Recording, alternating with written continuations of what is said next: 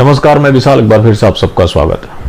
कर्नाटका पहले हिजाब विवाद को लेकर चर्चा में रहा, अब बाइकॉट हलाल प्रोडक्ट को लेकर चर्चा में, जिसके खिलाफ कई हिंदू संगठन जैसे हिंदू जागृति समिति हुआ या फिर बीजेपी के कई छोटे नेता हुए या फिर बजरंग दल हुआ, श्री राम संगठन हुआ, इन लोगों ने मोर्चा खोल रखा है कि ये एक आर्थिक जिहाद है। जब उन्हें हलाल प्रोडक्ट बेचने का पूरा अधिकार है तो हमें नहीं खरीदने का भी पूरा अधिकार है। जो बीजेपी के नेता विशेष रूप से सक्रिय हैं वो हैं सीटी रवि। उन्होंने कहा कि ये एक आर्थिक जिहाद है और पैरेलल इकोनॉमी चलाने की एक साजिश है, क्योंकि भारत में फूड सर्टिफिकेशन के लिए एफएसएसआई और एफडीए जैसी कंपनियां हैं, फिर हलाल सर्टिफिकेशन की जरूरत क्या है? ये एक गंभीर सवाल है। इसके ऊपर ये भी आरोप लग रहे हैं कि इसके जो प्रॉफिट के कुछ हिस्से हैं वो आतंकवाद में चला जाता है।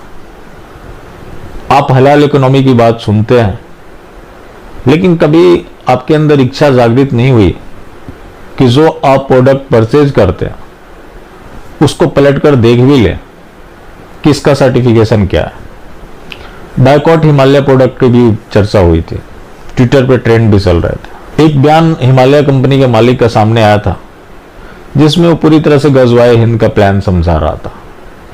अब जो ये हलाल सर्टिफिकेशन है, ये क्यों राष्ट्रीय सुरक्षा के लिए खतरा है? क्योंकि ये जो तमाम संगठन है, इन लोगों ने ये चीज भी दावा किया है कि ये राष्ट्रीय सुरक्षा के लिए खतरा है। सबसे बड़ा खतरा लोगों की जॉब के लिए है जो कि नॉन बिलीवर्स है।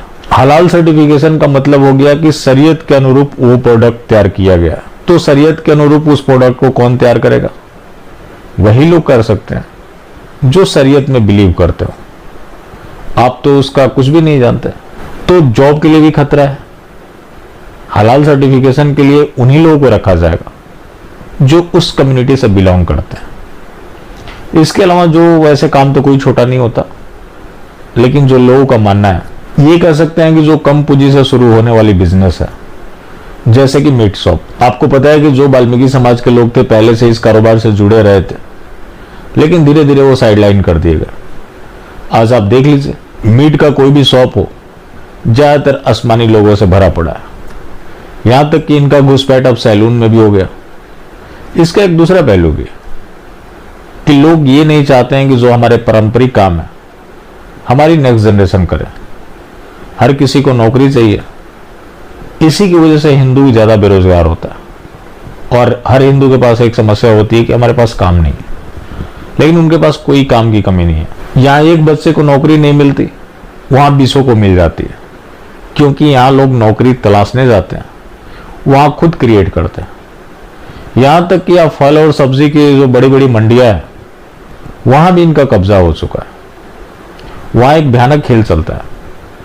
कई बार होता है कि आप सस्ता के चक्कर में आप उनसे खरीद लेते हैं, लेकिन उनको आगे से ही कम रेट पर मिलता है। जो हिंदू व्यवसायी होता है उसको ज्यादा रेट पर मिलता है। तो जब ज्यादा रेट पर मिलेगा तो कम रेट पे कैसे बेचेगा? और जो आसमानी होता है उसको कम रेट पर दिया जाता है ताकि वो कम रेट पर बेच सके। तो इनका बड़ा जबरदस्त खेल चल रहा है, जिसकी वजह से हिंदुओं में बेरोजगारी बढ़ती जा रही है। बेशक आप इन्हें जो मर्जी बोलकर चिढ़ा दे, लेकिन ये लोग पूरी तरह से सिस्टमेटिक हैं और सिस्टमेटिक तरीके से काम कर रहे हैं, जिसका परिणाम है कि सिस्टमेटिक तरीके से कब्जा भी कर रहे हैं। जो ये हलाल सर्टिफिकेशन है, बेशक आज विरोध हो रहा है। सवाल इस चीज को लेकर है कि बीजेपी के राज में क्षणिक विरोध क्यों होते हैं, जबकि इनके पास सत्ता है। ये चाहे तो ऐसे मामलों की स्थायी समाधान कर सकते हैं। जब भारत में सर्टिफिकेशन के लिए पहले से कंपनियां हैं तो ऐसे सर्टिफिकेशन की क्या जरूरत है? अब कहेंगे कि ये तो कांग्रेस की राज से चलता आ रहा था। तो जाहिर सी बात है, पहले उनकी सत्ता रही इसलिए वो पहले से चल रहा था, लेकिन आपने उनके कुकर्मों को गिनाने के अलावा कौन सा काम किया? ये भी बोला जा रहा है कि अगले साल चुनाव है, जिसको ध्यान में रखते हुए ये सब ध्रुवीकरण के तहत किया जा रहा है, जो कि संभव है। बीजेपी का हिंदुत्व सिर्फ और सिर्फ चुनाव में दिखता है। इसमें किसी को कोई गुरेज नहीं होनी चाहिए, वरना जो ये हलाल इकोनॉमी है, बहुत बड़ी इकोनॉमी है। अगर आप ये समझते हैं कि केवल मीट काटने तक सीमित है, तो ऐसा नहीं है। हर जगह कोई भी प्रोडक्ट आप उठाकर देख लें, जाकर आप हिमालय कहीं देख लीजिए, हलाल सर्टिफाइड है। तो आप हलाल सर्टिफाइड प्रोडक्ट खरीद रहे हैं तो आप अपने विरोधियों को ही पैसे दे रहे हैं जो आपके विरुद्ध इस्तेमाल किया जाएगा। जो कि होता भी है। बात जब कर्नाटक की हो रही है तो कर्नाटक की ही कर ले। सिटी रवि ने कहा कि ये हिंदुओं के लिए जूठन है, हलाल प्रोडक्ट लेना जूठन लेने के बराबर है। तो जब इनका बायकॉट होने लगा तो साइन बोर्ड भी हटने लगा। इस बायकॉट को देखते हुए जमीयत उलमा भी सक्रिय हो गया कि जितने भी हिंदू ट्रेडर्स हैं उनको रमजान के महीने में कोई दिक्कत नहीं आनी चाहिए, ताकि जो ये लोग विरोध कर रहे हैं इनको बैकफुट पर लाया जा सके। अन्य आसमानी संगठन भी मठ पहुंचने लगे। पेजावर स्वामी मठ पहुंचे कि हमें अलाउ किया जाए। मतलब आप जो बिजनेस कर रहे हो वो हिंदुओं के भरोसे कर रहे हो। पेजावर स्वामी मठ जहां पहले से रोजा इफ्तारी होता रहा है, लेकिन लोगों का दबाव है, तो इसकी वजह से जो उनके ट्रेडर्स हैं उनको अलाउ नहीं किया गया, जिसकी वजह से ये लोग बिलबिलाए हुए हैं और जाकर गुहार लगा रहे हैं। बाकी अगर आप हलाल प्रोडक्ट खरीद रहे हैं तो ये आपको अधिकार नहीं है कि कोई बेरोजगार है तो उसे आप ये बोले कि तुम बेरोजगार हो। जब रोजगार के सारे अवसर छीन लिए जाएंगे तो उसको रोजगार मिलेगी कहां? और ये खेल बड़े लेवल पर चल रहा है, जिसको जानना बेहद जरूरी है।